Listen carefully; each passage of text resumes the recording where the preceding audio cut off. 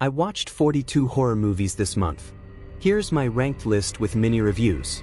All of the films in this list were first-time watches for me in October 2024. I'll be watching a couple more before the month is up, but I thought I'd publish this now just in case anyone is looking for something spooky to watch on Halloween. Of course, these reflect my own taste, so YMV. 1. Exhuma, 2024, 4.5/5. Brilliantly taps the difficulty and danger of struggling against strongholds in places deep and old, and truths that must be exhumed and rectified if there is to be any healing. 2. The Substance, 2024, 4.5/5. An excellent satirical film looking at the strained relationship between bodies and beauty. At a certain point, this movie goes insane, and it works. If you have the chance to watch with a group, do it. 3. When Evil Lurks, 2023, 4/5. A bleak and haunting film about the way fear lurks close to love and can give rise to real dread and horror. 4. Fresh, 2022, 4/5. Delightfully gross in more ways than one. Also, often, exquisite. Like nothing you've had before. 5. Alien, Romulus, 2024, 4/5. A welcomed return to the roots of the Alien franchise and what makes it so powerful and freaky: creepy aliens, horrifying violations of the human body, rape and pregnancy horror, and tense moments both quiet and thrilling. This time they even included a couple likable characters as well. 6. Smile 2, 2024, 3.5/5. Well done creepy horror and carnage. Terrific performances and direction. The story itself was serviceable, but since the movie also cares about extending its franchise, it would have been good to have some additional clarity on certain elements of the narrative towards the end. 7. The Medium, 2021, 4/5. Beautifully shot and exquisitely acted slow burn that oozes dread. The story is aimed at the intersections of faith and family legacy, and the schisms and uncertainties that grow from the cracks between divergent paths. The film's grip is hampered by its too long running time, but its shocking moments are effective enough to make them worth the wait. 8. Upgrade, 2018, 3.5/5. Better than expected genre fare. Smart, funny, and thrilling. 9. The Invisible Man, 2020, 3.5/5. Good sci-fi horror with some very effective creepy moments. There's a little more sprawl to the story than necessary, but Moss's acting and the directing are so good you won't mind. 10. The Sadness, 2021, 4/5. Absolutely horrifying, violent, gory, depraved, disgusting, smart. It keeps it all cartoonish enough to avoid becoming overly troubling, but still manages cinematic heft and a serious, affecting tone. Fantastic technical execution. I do not recommend this to any casual viewer. You must know what you are in for before you jump in. If in doubt, don't watch. 11. His House, 2020, 3.5/5. A very good ghost story with effective scares and interesting ideas, only hindered by keeping the audience at arm's length from the characters for much of the film. 12. Eden Lake, 2008, 3.5/5. An incredibly violent and disturbing film depicting the hate and rage that concentrates in pocket vacuums of kindness, empathy, and hope. Those that are born in the vacuum are practically doomed, as are those that fall into it. Not everything works. The quarry is not sufficiently lovely for the contrast to be made, and the mumbling about the executive estates does not establish them as the harbinger of heartlessness that the film seems to want. But the movie stays with the viewer and serves as a proper warning of what we are allowing ourselves to be. 13. Strange Darling, 2023, 3/5. Best viewed without knowledge of the plot or storytelling devices. Darkly humorous with creative reveals and occasionally dreamlike. A little too impressed with itself. Pretty yucky in the handling of its central conceit. Still quite good as a popcorn-munching thriller. 14. Caddo Lake, 2024, 3/5. Stuck somewhere between excellent TV movie and a very good film. The story, setting, handling of the genre elements, and performances are all strong. The direction, cinematography, and editing keep the final product from reaching its full potential. 15. All My Friends Hate Me, 2021.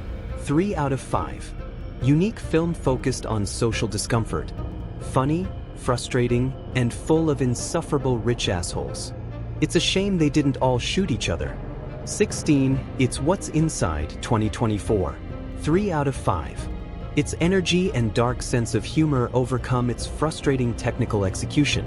I just wish it had some wide or longer shots to let us see the characters existing in the setting and playing off each other. As it is, it spends too much time frantically bouncing around between close-ups in a carnival funhouse of a house that gets more confusing and ugly as the movie goes on. 17. Freaky, 2020. 3 out of 5. Propelled along nicely by cute and goofy scenes. There are a couple moments of gleeful brutality, which makes it frustrating that at other times the filmmakers hold back. I feel like if they'd leaned into the gross visuals of a few of the kills, especially in one scene, this film could have been something to recommend. As it is, it's just a little better than fine.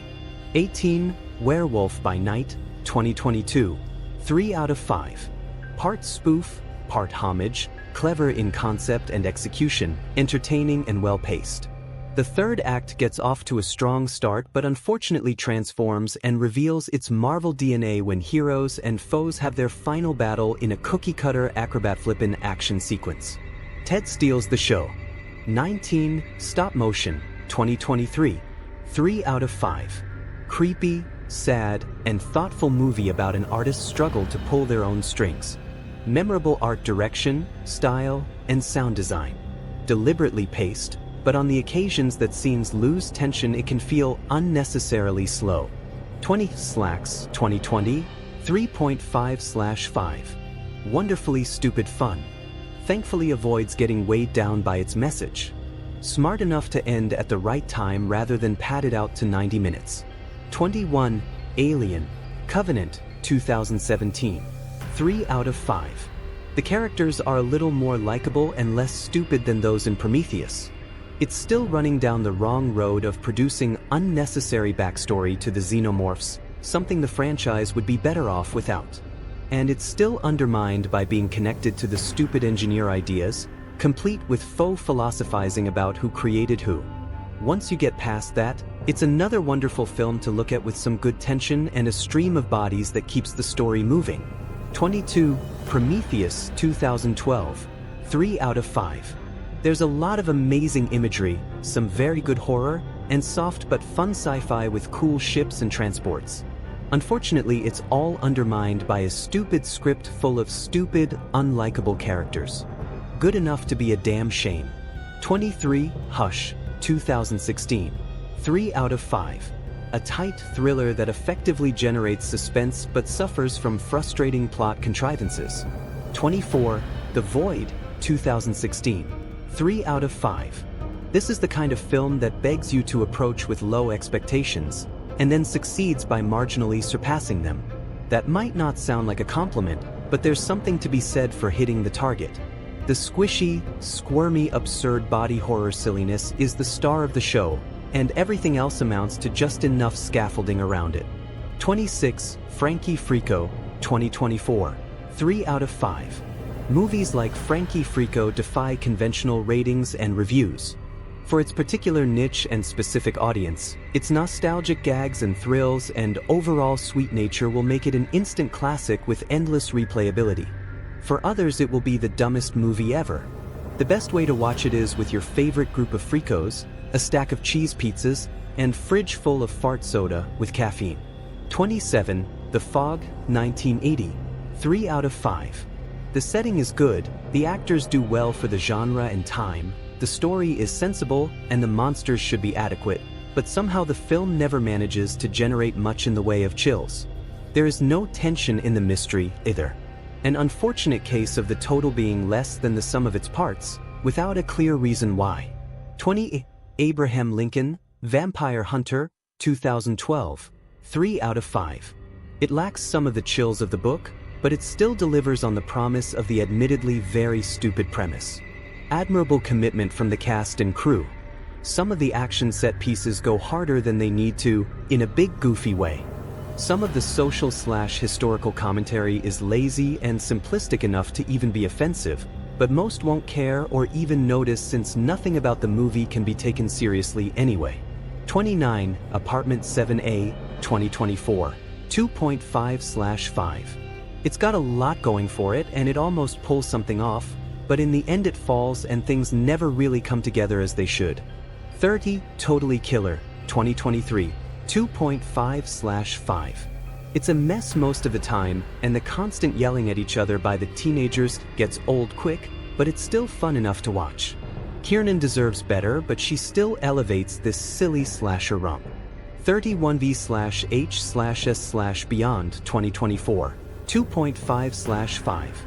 Continues on the same recipe as its predecessors. Goofiness and adventure are the primary ingredients. Real scares aren't on the menu, but that will suit some taste just fine. 32, Uzumaki, 2024, 2.5/5. It fails to maintain the disturbing effect of its opening episode, and the animation quality dips to horrendous lows. 33, Terrifier 3, 2024, 2/5. Not scary or disturbing, sometimes comical, occasionally boring. I wish I was having as much fun as everyone else with these movies, but they just aren't a fit for me. There are some gross scenes, but not in an evocative way, just mildly playful gore. 34, Satan's Slaves, 2017, 2.5/5. The first and second acts of Satan's Slaves are well-crafted, creepy family horror. Unfortunately, the final act goes off the rails and diminishes the entire experience. 35, Lord of Illusions, 1995, 2/5. I love occult detective films, but not this one. There were too many side characters, none of which seemed to want to be in this movie. And the main villain was dull. Bakula was fine, Jansen was fine. 36, House, 1985, 2/5. A successful horror author moves into the home of his late aunt in order to focus on writing his new book about his harrowing experiences in Vietnam, but in order to do so he has to confront the many demons piling up in his life. Wartime trauma, the troubling disappearance of his young son from right under his nose, his estrangement from his wife, and the unexpected loss of his aunt to suicide. All of these manifest as ghosts that taunt his sanity, threaten his life, and make him a danger to himself and others. That might sound like the premise to a dark and twisted character study, but House takes all of that and drowns it in a swimming pool of 1980s cheese. If you appreciate the zaniness in films of the time, you may find some charms in this romp. Otherwise, the movie is stupid and kind of messed up for its insane central use of PTSD. George Wendt is effortlessly funny. 37, Butterfly Kisses, 2018, 2/5. Part folk horror, part cursed media, this found footage story tries to eat its own tail and ends up satirizing itself. 38, Horror in the High Desert, 2021, 2/5. The documentary style is well replicated, but there's just not enough here to sustain the runtime. 39, Azrael, 2024, 2/5. A little too opaque without payoff. Its choices in storytelling make it withholding, likely with the intent of keeping it simple. Instead it ends up tedious and uninteresting. Even the monsters seem bored. 40, The Last House on the Left, 1972, 2/5. This movie isn't scary or gory or funny, but it is violent and gross and weird. The tonal inconsistency and bizarre needle drops accidentally add to its sense of grimy cruelty. Towards the end of the film, the audience may wish not so much for the bad guys to get justice as for a bomb to go off and spare all characters from having to go on living. 41 to 30 Days of Night, 2007, 1.5/5. I wanted to like this, but I didn't. Vampire fanatics might enjoy it, but it's easy to find much better vampire stories. 42, Mads, 2024, 1/5. Obviously a lot of careful planning and teamwork goes into making a one-shot film, but the end product here is excruciating to watch and not in a good way. It's tempting to nitpick some of the style and story choices, but those aren't what makes this movie an unbearable wreck of unlikable characters screaming and running away, something viewers should do no more than halfway through the runtime.